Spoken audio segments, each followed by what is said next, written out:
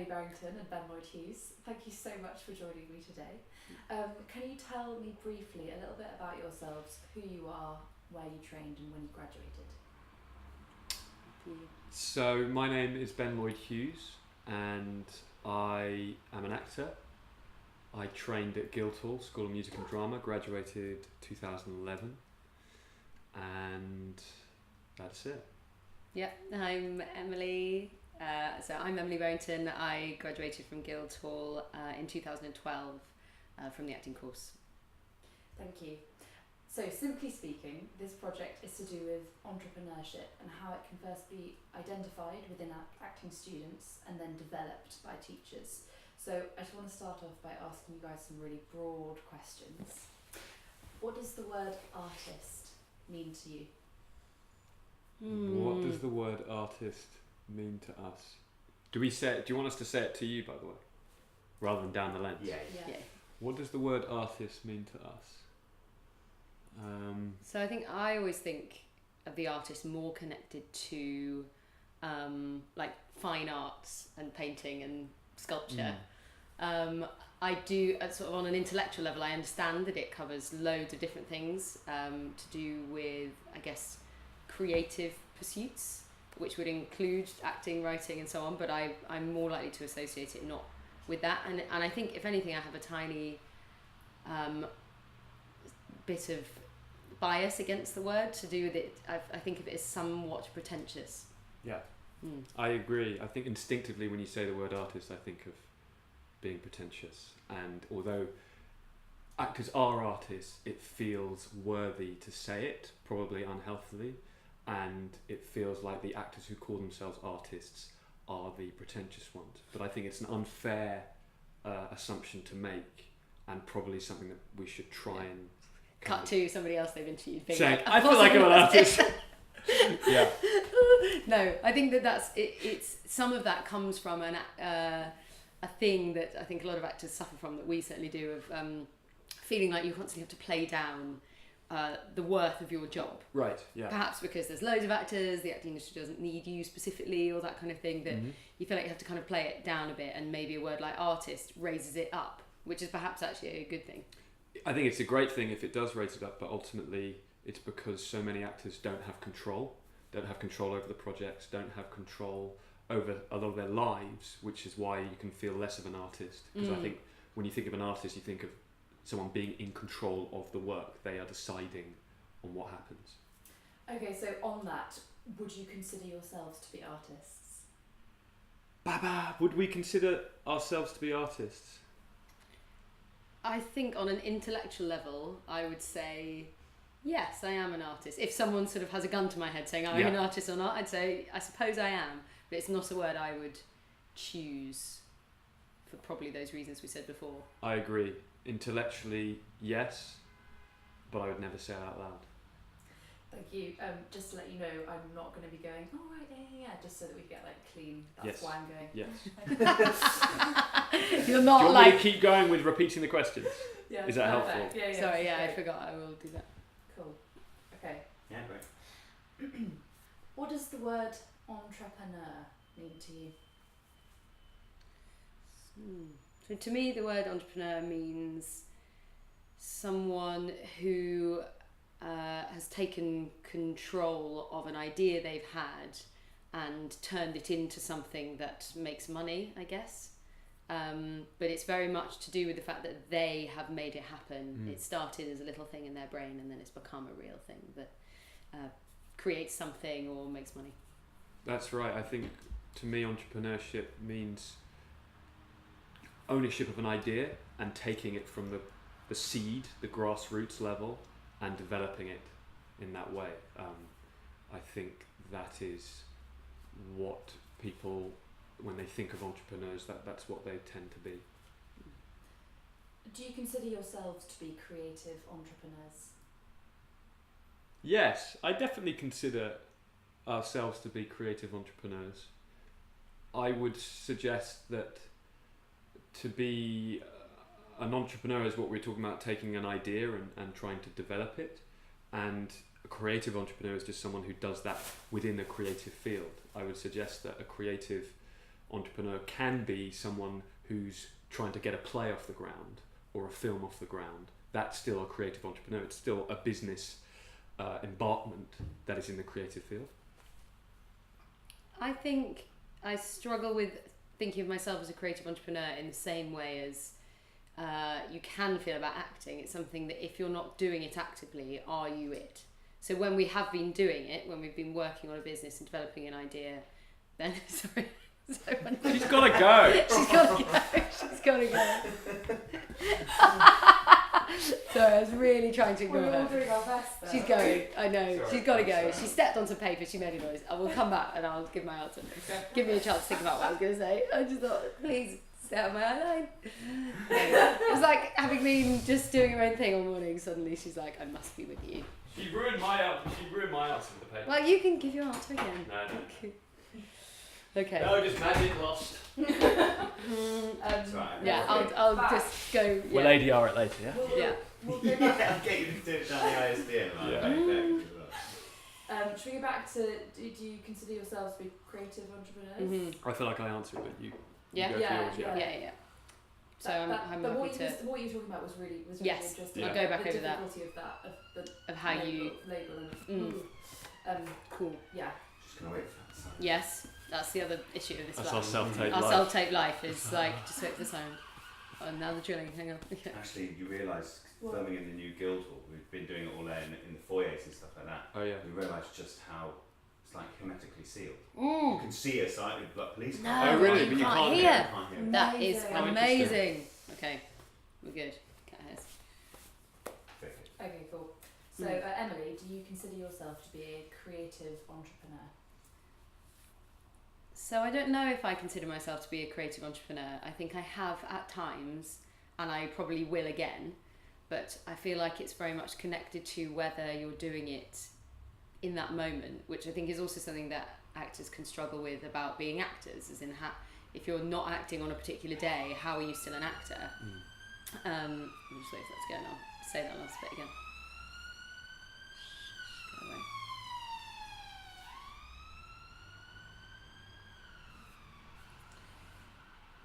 So yeah, I think the problem is, in terms of whether I consider myself to be a creative entrepreneur, is very similar to how you see yourself as an actor. If you're not doing something towards it on a particular day, are you a creative entrepreneur? And I think probably the answer is still yes, and we have done loads of work in the creative entrepreneur field, but if I just haven't done some for a few weeks, I suppose I lose grasp of it a bit. Whereas as an actor, I've found more ways of feeling like an actor, even if I'm not working that day, like doing a voice warm-up or reading something or whatever. Whereas with a creative entrepreneurship, I haven't necessarily got a stronger grasp of what makes me identify with that, so it slips away from me a bit quicker. Great, thank you. That's so interesting to hear. I'd love to talk a bit about how we can recognise this entrepreneurial spark and how we can actually identify it. Do you believe there are specific... Sorry, That's I'm all right. just No, go all for of it. your lectures. No, please do make sure it's on. Absolutely. Yeah. do you believe there are specific signs that someone is or could be a creative entrepreneur? And if so, what are they? It's a really interesting question about whether there are specific signs, because it's a bit like saying, are there specific signs that someone is an actor? Do you know what I mean? Because I wouldn't say that necessarily the loudest person in the room makes the best actor, that sort of thing. I do think in terms of entrepreneurial endeavours, anyone who seems to be interested in creating their own work or developing things on their own, I think is potentially that sort of person. So someone who has the desire to make work off their own back or think outside the box in that way of, okay, this is my structure, this is what I'm allowed to do in my schedule, what else is there out there, I think. Which is actually a massive crossover between what it takes to be an actor through all the kind of emptier times, the fact that you have to make your own work and stay creative on your own and have your own structure in your life and manage your money and all that kind of thing. I feel like there is quite a strong crossover. So I feel like if somebody can survive that element of being an actor, then they may also end up being a creative entrepreneur, because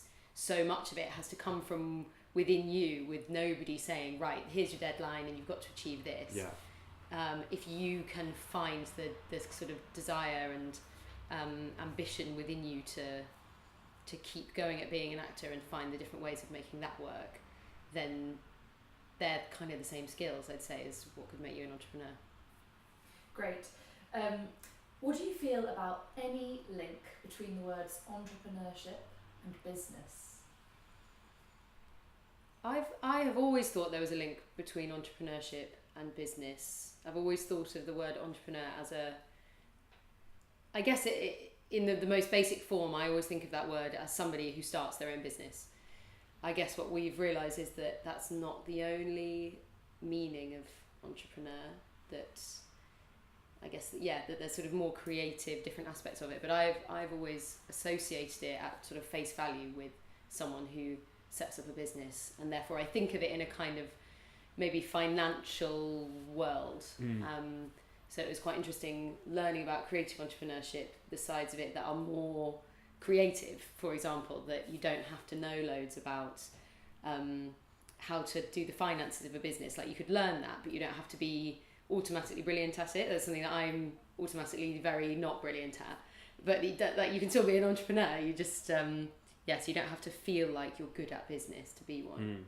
What are those things called where you like mind planning, mind maps or something? Is it mind maps where you're brainstorm? Or yeah, brainstorm. Are we allowed to say brainstorm? Yeah. Thought shower. Thought shower. Something again. So if I was to have a thought shower on what an entrepreneur is, instinctively, I think I would write down on a sheet of paper Richard Branson, Lord Sugar, the Dyson guy, kind of inventors, and maybe the association would be the Tory party, who famously in the 80s or whatever wanted to support entrepreneurship, that kind of thing. I think that would be the initial word association game. But at the same time, you don't need to be an inventor. You don't need to have all those kind of skills. It doesn't need to be a brand new idea that nobody else has thought of or something. Yeah. You don't have to be an inventor. Yeah, I think the realities of what we've done is when you're trying to do everything on your own, as Emily says, you can be juggling a lot of things. Ultimately, you'd want to delegate a lot of the things that you don't enjoy as much to other people, because otherwise you're literally trying to do the whole landscape of a business. So going down that route of creative entrepreneurship and how it doesn't actually always have to be associated with business and marketing and finance and all of that, do you think creative entrepreneurship has or should have a place within the acting industry?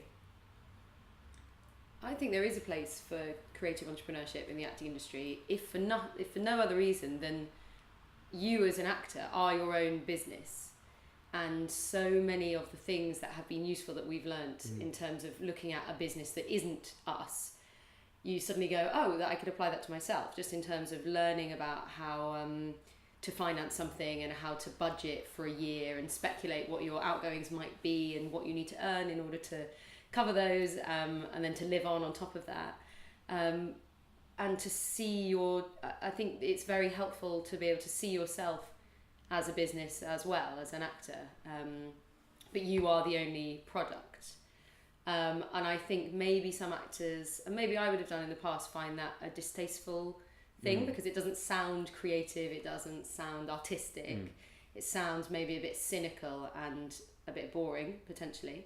But if the idea is that you want to make your living from being an actor and make sound financial choices that perhaps then allow you to make more creative choices at a different time, that's quite similar to how you might make a choice about a business you're running where the product is something separate to you. I think it's right, I don't need to add. Cool. Great, yeah. Nailed it. So I'd love to talk a bit about the Guildhall training that you both obviously had. Do you feel like the training there encouraged you to have an artistic voice, and if so, how? I think in terms of an artistic voice, one of the best things I did during my Guildhall training was the solo piece, which was not mandatory, but you could have either the option of doing the solo piece or doing a dissertation. And that opportunity led me to create a one-man show, essentially, of writing it and devising it myself and being in it myself. And it gave me so much confidence that I could create something, and there was a huge sense of achievement and self-worth in that, and that was a huge part of the training for me. And it's something that not everyone got to do, which is absolutely fine, but I think that stands out as a moment of really giving me an artistic voice and feeling like I was the closest to being an artist in that moment. I think there are other moments in the training that are similar. Certainly a lot of the Ken Ray stuff we did, certainly storytelling, anything where you feel like you're devising things yourself. I think that gives you an artistic voice. We did a project where we had to do verbatim interviews, and you got to choose which character, who you were going to interview. You tried to develop a character based on and that gave you an ownership, rather than just saying, here's your part, learn these lines. There's a detachment there. And if you're asking me whether Guildhall can do more to create more of an artistic voice for actors, I think yes. I think they could push it even further and have whole projects and make it potentially mandatory for people to devise their own work, because once you're in the industry, you realise how much you may have to do that yourself.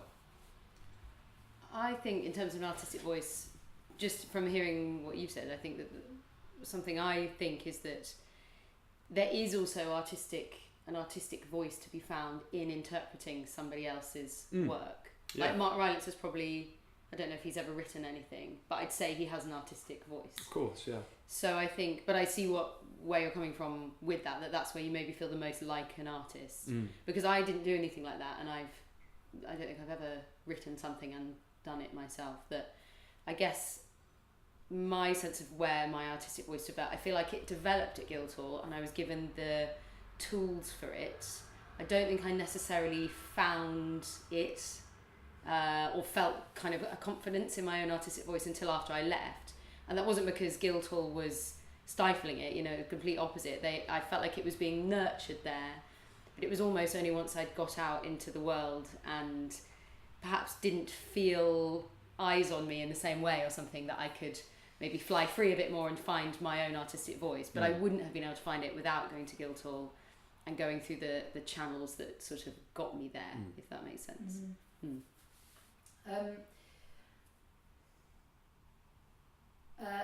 This is sort of along the same vein, but so still at Guildhall talking about, we recently did a survey asking staff and students what entrepreneurship meant to them, and this idea of risk taking came up quite a lot. So I just wanted to ask if you feel that the training at Guildhall encouraged risk taking, and if so, how? I think the training at Guildhall did encourage risk taking loads, and if anything, it's the acting industry that has sometimes crushed my risk taking tendencies away. Guildhall's the perfect place for risk taking. It's made really clear that that you're safe, you're in a safe environment. That's why you don't have agents coming in the first and second year, and even in the third year you're still really encouraged to kind of make bold choices.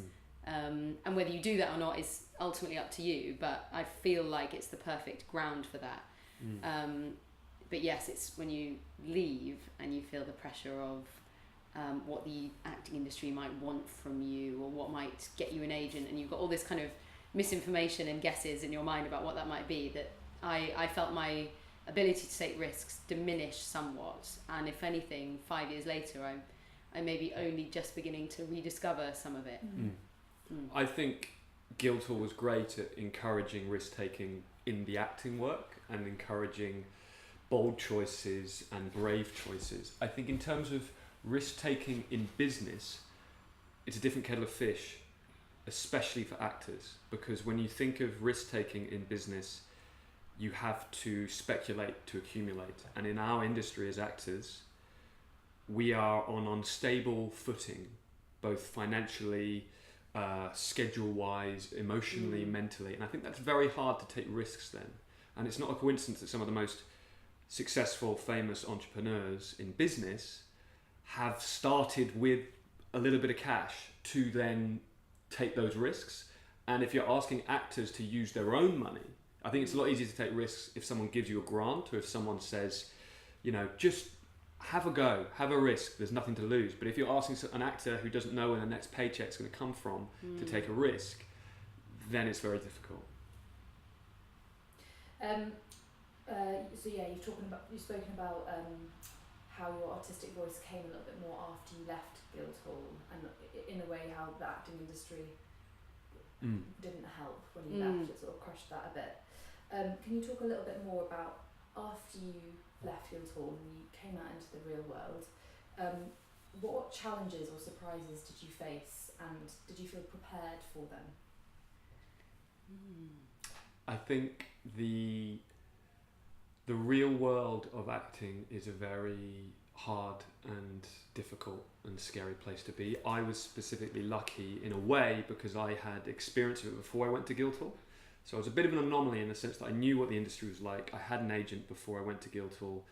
I knew the reality of sitting at home twiddling your thumbs, or sitting in a trailer on a job but still twiddling your thumbs, and the reality of how frustrating it could be. So I did feel more aware when I left Guildhall that I wasn't just being fired out like a newborn baby, unaware of what was about to happen. But in terms of our feedback, that we did a few feedback groups for our business, and a lot of the feedback was, I don't think it's necessarily a Guildhall issue, but the real world of acting is so scary and difficult for some actors as they leave Guildhall that it can feel very alienating. They have this amazing 3-year bubble, and suddenly they're shot out the other side with no support and no schedule and nothing to do every day, and that can suddenly, both physically, mentally, emotionally, financially, be very scary.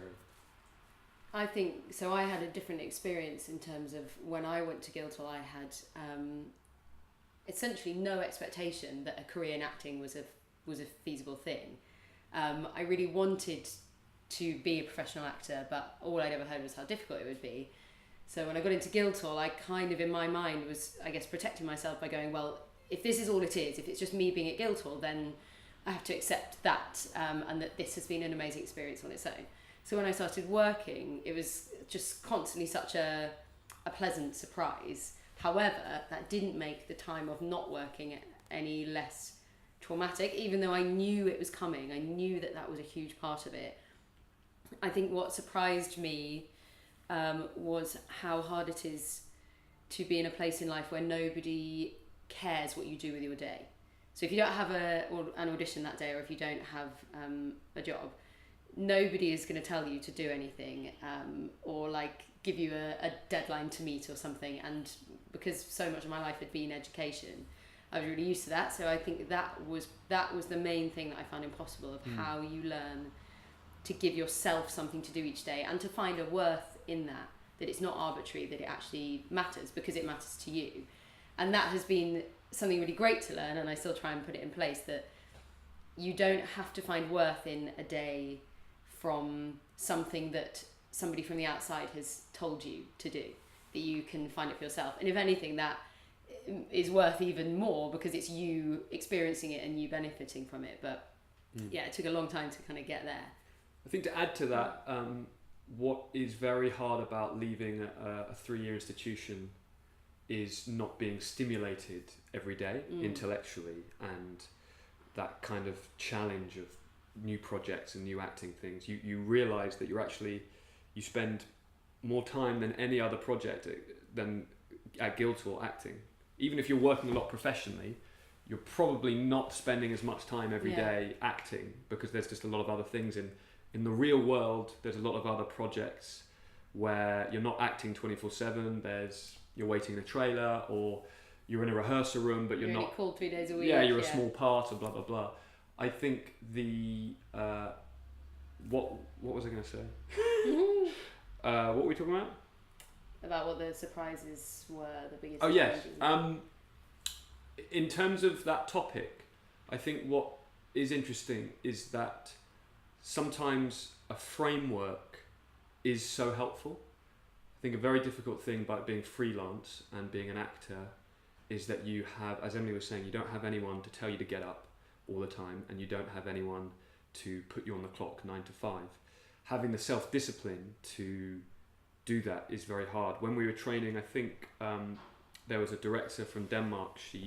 We did a whole thing on our course about how you need a framework to be creative, about how we can create stories within a frame. And actually, it is the framework that gives us the risk-taking ability. But if you have a completely blank canvas, it's so daunting. You can't do anything. So actually, you need a slight. Some of the best work, both business-wise and artistically, that I've done, is when you're on a time limit, and that's very hard to kind of create false frameworks when you need someone to give you a deadline. And that's what was great about the Creative Entrepreneurs course. It was giving us a deadline. It was saying you need to do this by then. Otherwise, what I can struggle with is waking up with a blank canvas of the day, thinking I could do all these things. I kind of don't know where to begin. That's what Wynne said something once, which was about how if you have a structure and almost like a scaffolding, then you can swing from thing to thing. Whereas if there's just nothing, there's nothing for you to grab onto next.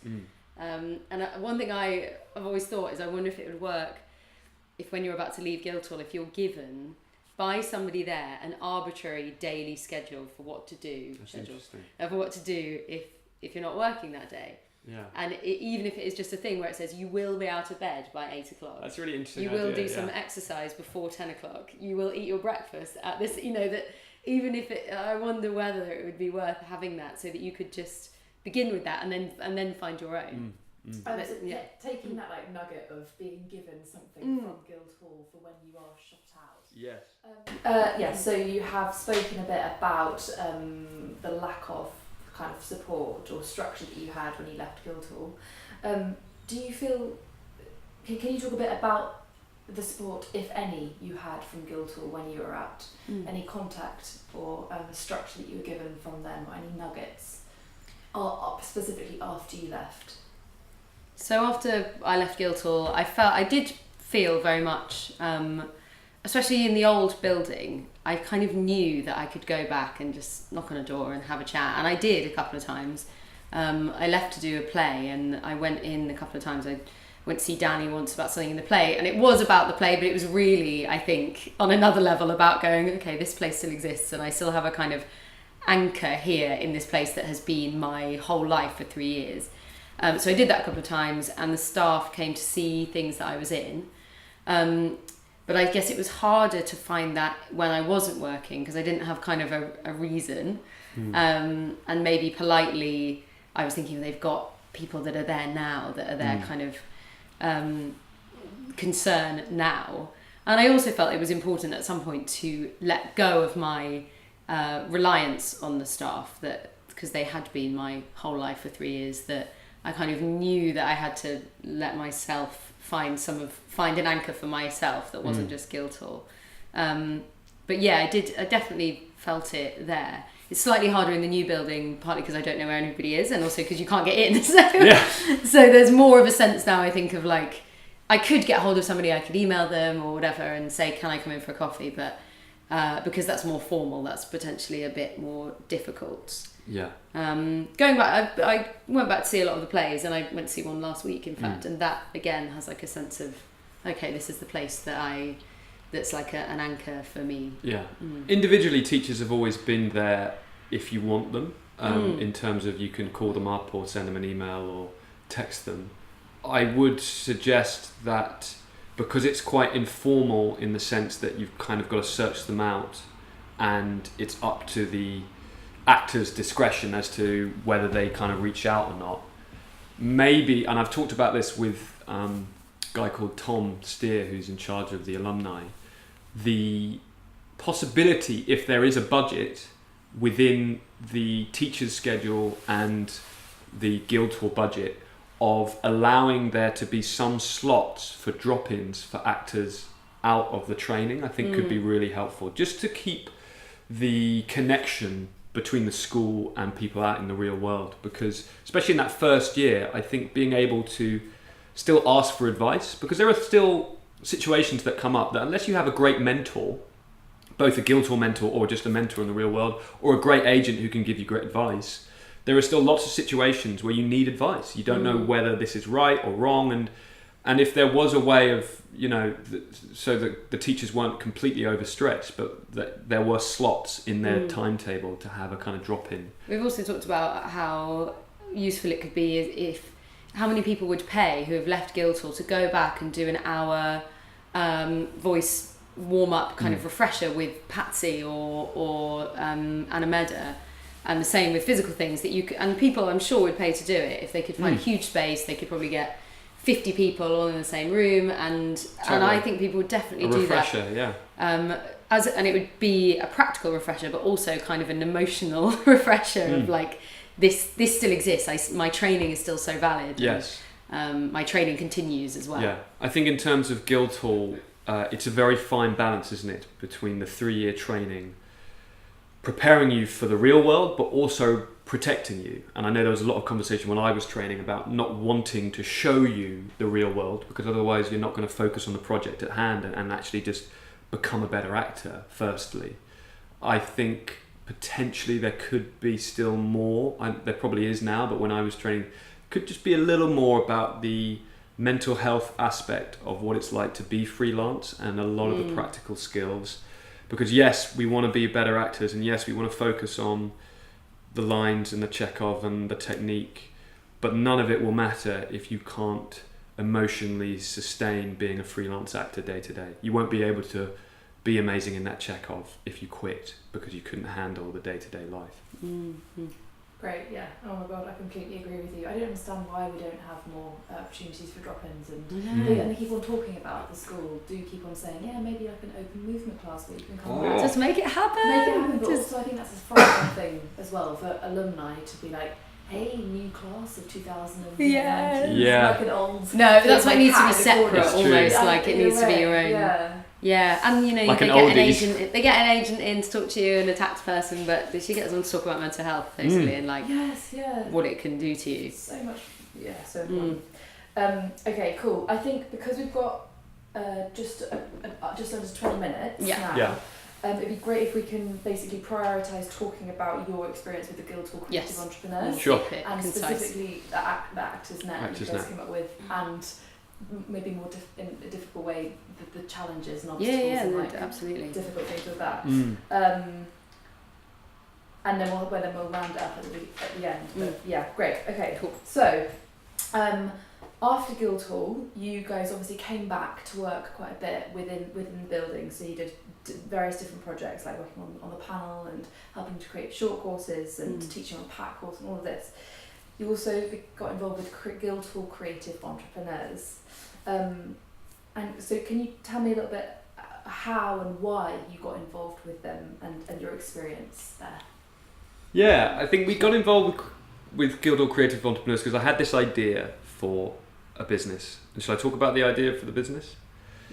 So I had this idea for a business of a way for actors to connect with each other. I think I was coming out of an audition and an actor walked past me who I knew was going to go into the same audition, but I kind of knew who he was. He probably knew who I was, but we'd never met. And I thought, surely there is a way for actors to be able to connect and communicate and swap ideas and swap information and to help each other as a community, because there are so many actors who feel isolated and it's a very potentially lonely and scary place to be, as we've talked about. And I thought, how can I create this website, this business? And I'd heard about the Guildhall Creative Entrepreneurship course. How? Our friend Nikesh had done it. At the time, I thought it was going to be free when I first applied. But I thought, wow, what an amazing idea. It wasn't very well publicised, so it was only through word of mouth that I'd heard about it. But I was really interested in this course that you could part-time do something that kind of helped you create a business, supported by Guildhall. And then when we started, we obviously realised we had to pay for it.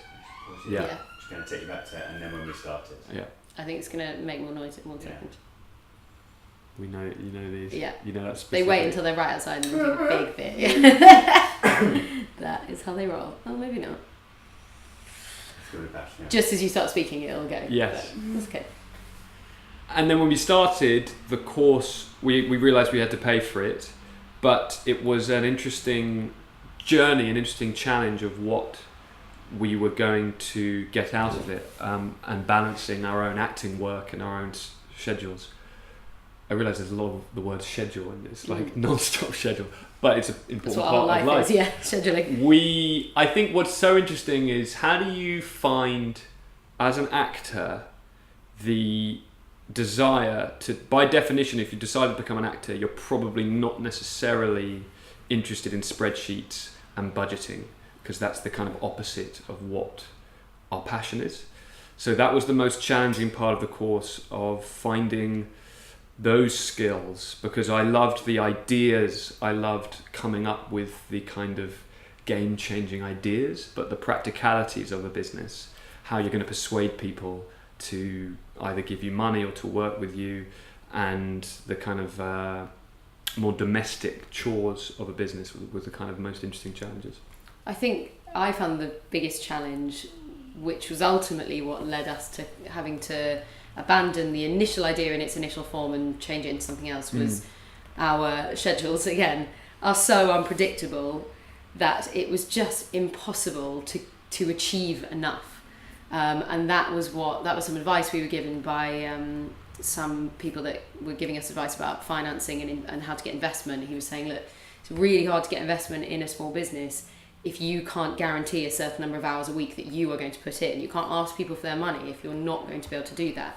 And obviously some weeks we can easily put in a whole week's worth of work. The next week we each get an audition and a self-tape, and then the whole thing is kind of blown to pieces. Yeah.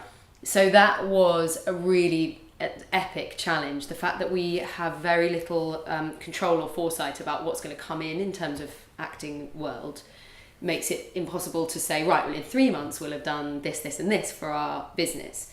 And that's where eventually we had to kind of put aside the idea of Actors Net being something for all actors in the UK, which it initially was, acknowledging that that's maybe a bit of a big ambition initially when we don't know what kind of time we have available, and to make it something first off for Guildhall alumni, and then if that model works then we could expand it.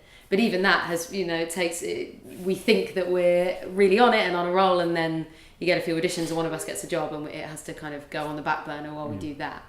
So I think it is challenging. If being an actor is your main thing, doing something else, technically you have enough time, but you never know when that time's going to be. So that's a bit difficult.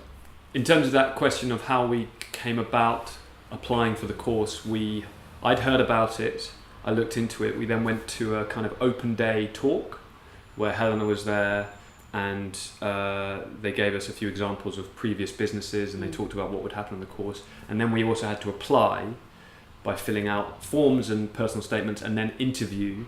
So we were put through a kind of process of each step was probably them working out whether we were worth doing the course. And if our idea was going to stand up. Yeah, and also whether we had the stamina to keep going, because there probably were people falling at each stage.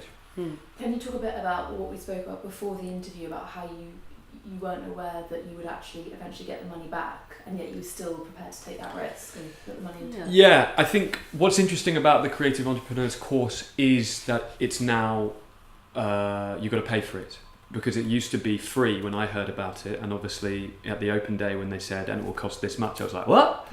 But we still went ahead, and what's obviously frustrating if you're paying for it is you're then looking about, oh, this better be worth my money. Do you know what I mean? You're a bit more cynical about, okay, so this better be good, and you've got higher expectations. The good thing is that you're much more driven about completing it because you paid for it. If it was free, I think, having discussed it with the people who run the course, potentially there were people dropping out because they had no incentive to keep going. And as we said, our lives become unpredictable so quickly. So while we were doing the course, I suddenly got a play that I was doing, and and so did you. And between us, we probably would have let it go in that moment. And thank goodness we didn't. We sort of fought through those tough times. Yes. But yeah, what we didn't know was that we would end up being successful and win second prize in this thing at the end, where you do your you pitch your business idea to a room full of people, including a panel, and they allocate a first prize and a second prize of money that comes from Guildhall that you then take to invest in your business or do whatever you want with. So we won second prize in that. So that did cover the cost of the course and some more, and allowed us to pay some people that had worked for us for free in the development. And also gave us a real sense of confidence in the idea. Yeah. I think in terms of that and money, it goes back to what I was saying earlier about entrepreneurs often need to start with a lump sum. It's very hard to create a business with literally nothing. Even Alan Sugar had to buy the goods that he was going to sell at the market on his first day of work, and we were lucky enough that we'd earned enough money from acting work to then take a punt on this course. But it's still a question of, if you have an idea but you don't have the kind of lump sum just to dispose, how are you going to do it? I would also suggest, though, it was an interesting business lesson in terms of becoming aware of how money incentivizes people is a business lesson. It's a business lesson for actors, it's a business lesson for anyone, that if you offer someone something for free, they value it less. And that's the reason why nothing is really for free, because people take it for granted. And that was an interesting lesson of like, okay, our business, ActorsNet or whatever, how can we get people to pay for it without them feeling like they're being ripped off, but it's good enough value for them to keep coming back? What struggles have you had with ActorsNet? What struggles we had? What Quite have we a lot. had? Yeah. No, the main struggles with ActorsNet were definitely the amount of time required to set up a business from scratch in an area that, admittedly, we knew a huge amount about what actors need in terms of a support network. So the idea was that it was going to be a bit like Mumsnet, but for actors. So we'd set up this kind of forum where people could discuss, anonymously or not, anything they wanted to about being actors, and offer advice to each other, whether that was professional about agents and auditions, or whether it was how to get a mortgage as a self-employed person, or talk about mental health or whatever. We know loads about what actors might need, and we have loads of access to other actors. We didn't know anything about setting up a website at all, not one thing. So that was the first challenge of, do we learn to do that, or do we find somebody who knows it already, which is absolutely what we decided to do. But that was a stage one, and what you can ask from somebody when you can't pay them yet. And luckily we could in the end with some of our winnings. So that was a huge challenge. The financial side of things was a big challenge. Having the confidence to speculate at what you need to make each year in terms of money to cover costs, all of which you have to basically make educated guesses about. And if you're not very confident about making those guesses, that was really difficult. People had to really, really push us to go, no, come on, let's think through these figures, which is ironic when, you know, going to an audition is always an educated guess about what is the right choice. Well, not right, but, you know, the choice you're going to make. But we're used to that kind of risk, and we're used to that speculation. We're not used to speculating about money. Hard facts. People in business like hard facts, and I think that was the biggest challenge for me. The course, before I took on the course, I didn't realize how much money a website takes to create and run successfully, and how much work creating a website takes. I kind of naively thought it would be easier than it would be.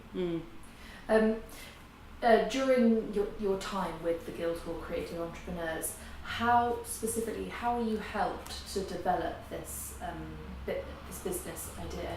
I know you've talked about sort of like tangible things like setting up websites and finance and all that. Were you helped with the development of, I don't know, your passion or your belief in the project? Was there anything to do with that? Yes, in terms of the course, I think, like the Guildhall 3-year training for actors, more could be done. I think they're still finding their feet in terms of, this is how much it's going to cost and what are you going to get out of it per week, per day.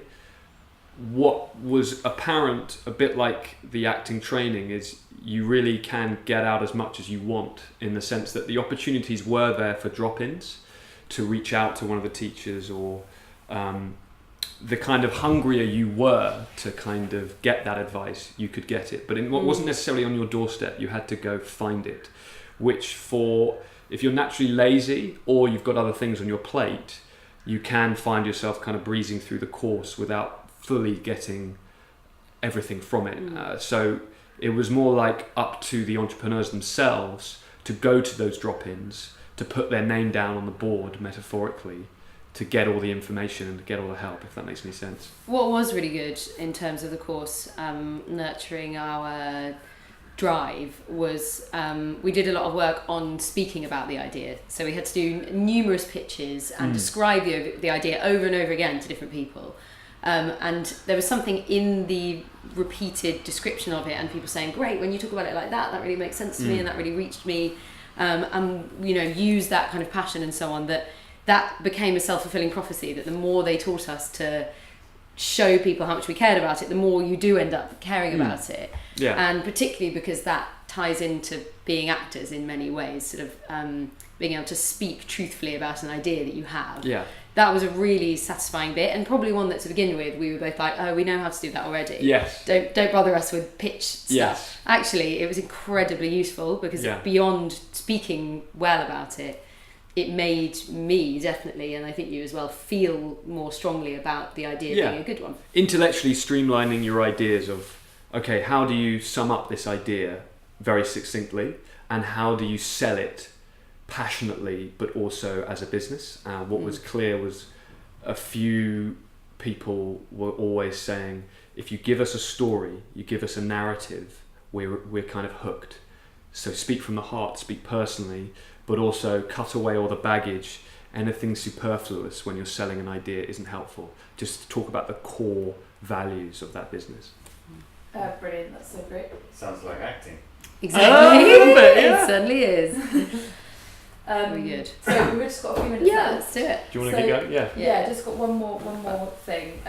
So just to wrap up, as I mentioned at the beginning of this, one of the main sort of driving things through this project is how to help staff identify the entrepreneurial talent and then develop it.